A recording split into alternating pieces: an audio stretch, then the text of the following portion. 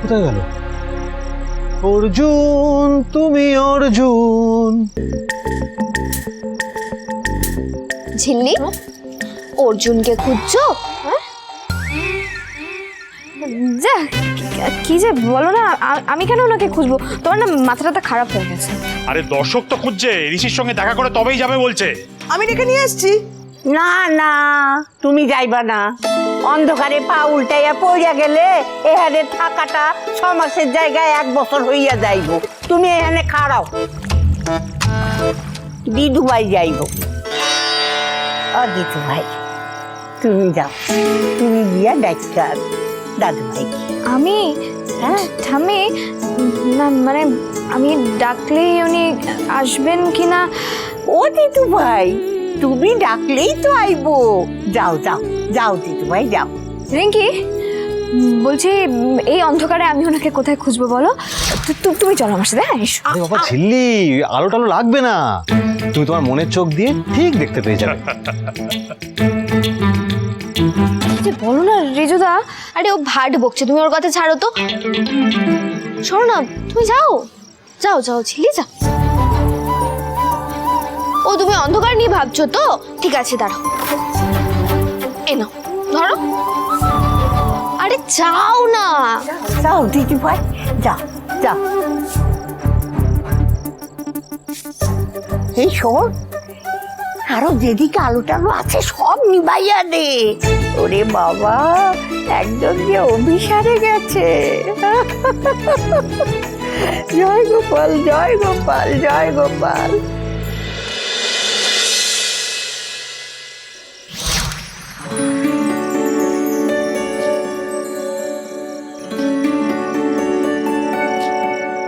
কি যে করলাম, কেন যে করলাম, কে জানে বাবা।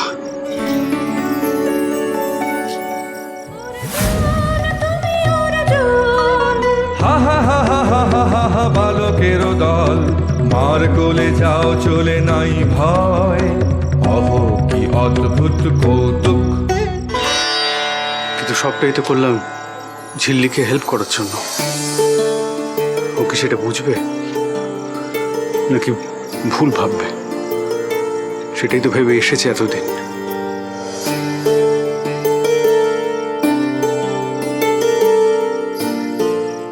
ও বাবা, ঠিক করে দেখতেও পাচ্ছি না এটার জন্য।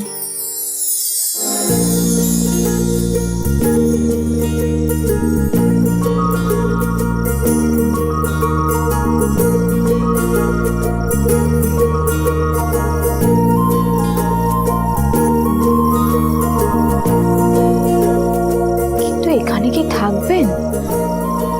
ঘরে চলে গেলেন না তো আবার?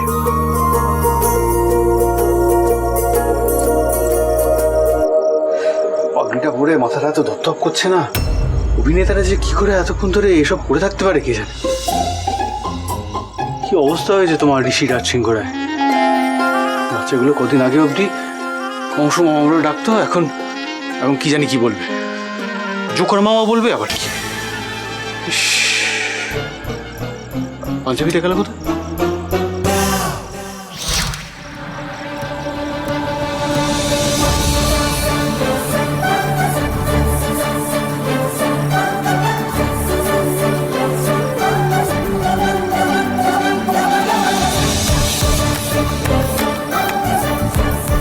কোথায় গেলেন কে জানে। ওনাকে তো আমার সত্যি একটা থ্যাংক ইউ বলা উচিত।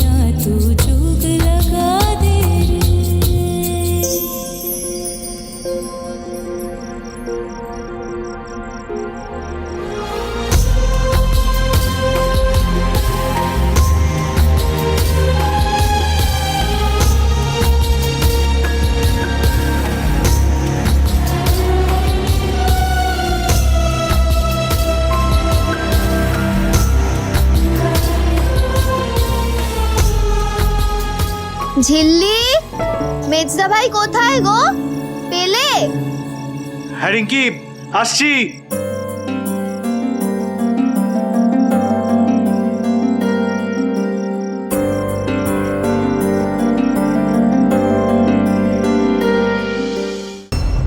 অন্ধকারের মধ্যে ভূতের মতো মোমবাতি নিয়ে কি করছো? আপনাকে সবাই ডাকতে পাঠালো তাই এলাম। আর আমি কেন ভূত হতে যাবো? হ্যাঁ, এই অন্ধকারের মধ্যে যে দাঁড়িয়ে থাকে না, সে ভূত। লাগলো তো ধাক্কাটা। আমি কি করে জানবো বলুন যে আপনি আপনি ঘুটঘুটে অন্ধকারের মধ্যে দাঁড়িয়ে চেঞ্জ করছেন? রবিশ, কে আপনি? তো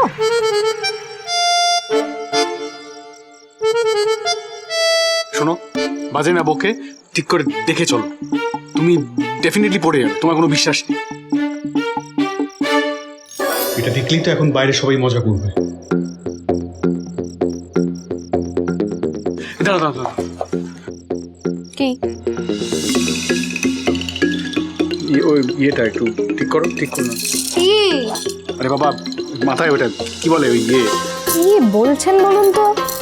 আরে ডান দিক বেঁকে গেছে, একটু বাঁ দিক করতে হবে।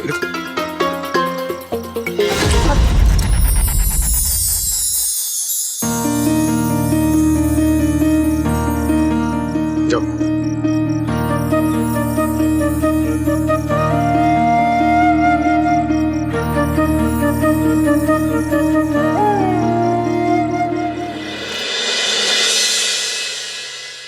এসে গেছে এসে গেছে এসে গেছে আমাদের সুপার ডুপার হিট জুটি চিত্রাঙ্গদা অর্জুন এসে গেছে। হাততালি।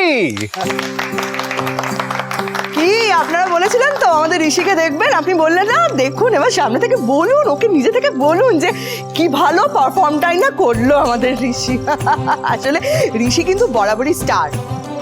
খুবই বিনয়ী তো, মুখে স্বীকার করে না। ছোটবেলা থেকে যা করে একেবারে ফার্স্ট ক্লাস, ভীষণ ট্যালেন্টেড ছেলে। মানে ঋষি যদি আজকে না থাকতো তাহলে এই চিত্রাঙ্গদা কেন, কোনো কিছু এই মেয়েটার পক্ষে একা স্টেজে নামানো সম্ভব ছিল না। চিত্রাঙ্গদা কোনোভাবেইও পারতো না একা একা করতে। মানে একা যদি ঋষি ছাড়া কিছু করতে যেত, এবারে দেরিয়ে লাট করে দিত। না পিমনি, ইউ আর অ্যাকচুয়ালি রং। এই নৃত্যনাট্যটা যেভাবে ও করেছে, যেভাবে ডিরেকশন দিয়েছে এবং স্টেজটা যেভাবে ডিজাইন করেছে, এবং শুধু তাই নয়, লোডশেডিং হওয়ার পর যেভাবে প্রদীপ আর মোমবাতি দিয়ে স্টেজটা সাজিয়েছে এবং নাটকটা কমপ্লিট করেছে, এটা সত্যি কমেন্ডেবল। ইনফ্যাক্ট আমি দুম করে ঢুকে গিয়ে হয়তো ওর প্ল্যানটা একটু গন্ডগোল করে দিয়েছি। আসলে আমি তো এসব ঠিক পারি না, তাই। এই মেজদা ভাই, তুই পারি না কেন বলছিস বলতো? আজকে ঝিল্লি আর তুই যা সুন্দর পারফর্ম করেছিস না, ভাবতে পারবি না। রিঙ্কি, দারুণ বলেছিস কথাটা। বুঝলি মেজদা ভাই, আমি শুধু ভাবছি অর্জুনটা যদি আমি করতাম কি কেলেঙ্কারি কাণ্ড হতো, আরো ভালো করতিস। সুজনে সুজনে রয়েছে যেন তেঁতুল